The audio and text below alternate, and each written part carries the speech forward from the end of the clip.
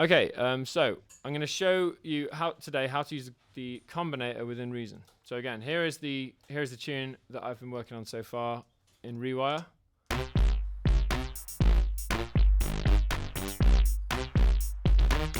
Okay, so the tune is coming along and it's got some interesting sounds on it.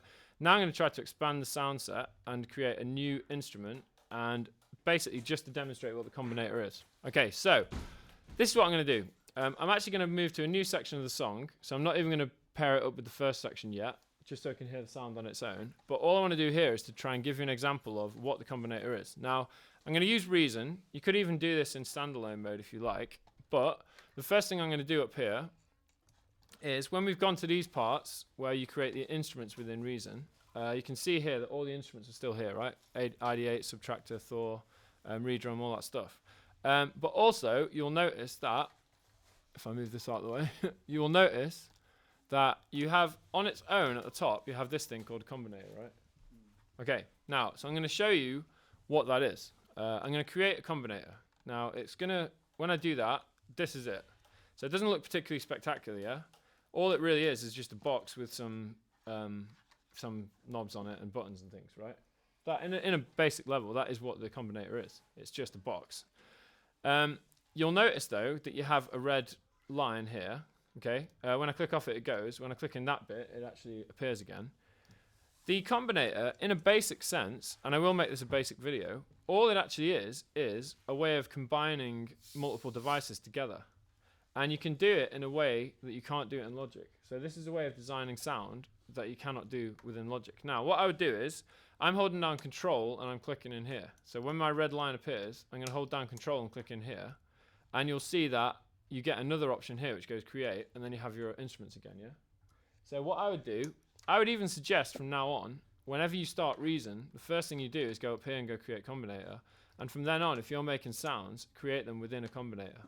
Now, and as we use it more, you'll kind of see why that is. Now, let me do a very basic thing. Now, for example, if I create an ID8 instrument device, yeah, I'm also going to give my Combinator a name.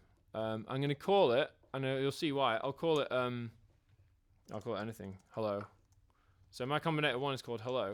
The reason is because if you remember from Logic, if I want to actually start sequencing with this Combinator, it's called Hello over there. I used that so I could identify what it was.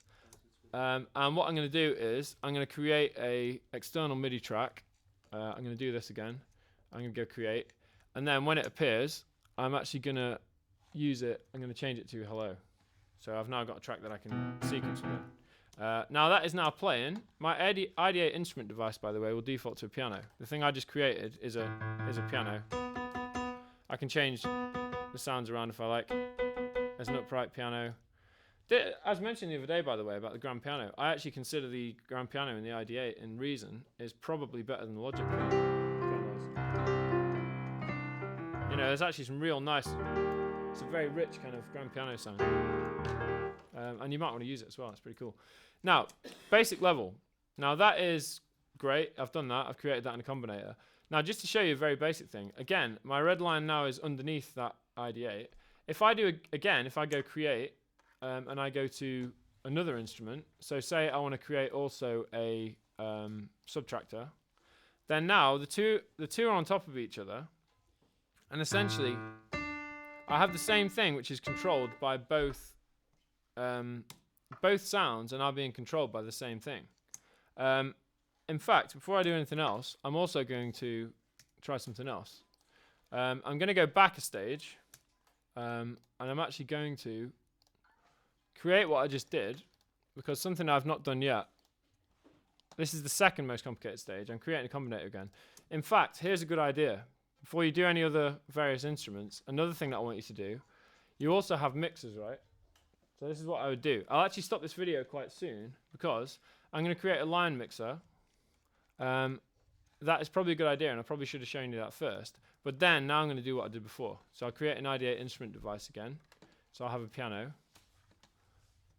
And then also I'll create my subtractor again.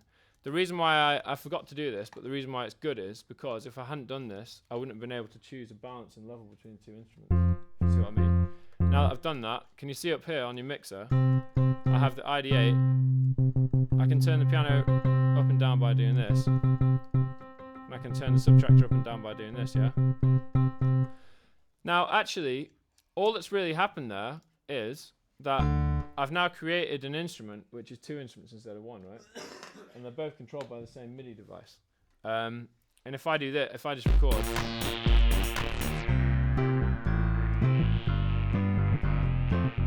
now that's not very good, but just to show you that all that's happening at the moment is I've got 2 devices in a combinator which are both being controlled by the same MIDI input. I could do things like pan 1 left and pan 1 right if I wanted to, and things like that. Now, this doesn't seem like much at this point, right? It doesn't seem like much is that's really achieved that much. It's going to achieve a lot. So just in a basic level, all I wanted to say here was that the Combinator is a way of combining instruments and controlling them all with one thing. So that is kind of at the basic level, that's all it is. You know, the Combinator basically allows you to record 1 line of MIDI and control 1 instrument or 2 instruments or 25 instruments all at the same time. So that is the first thing, right? That's all it is. That's all the Combinator is to start with. Let's try just for a second. I'm going to stop the video here, yeah? And then we'll move to be more complex in a minute.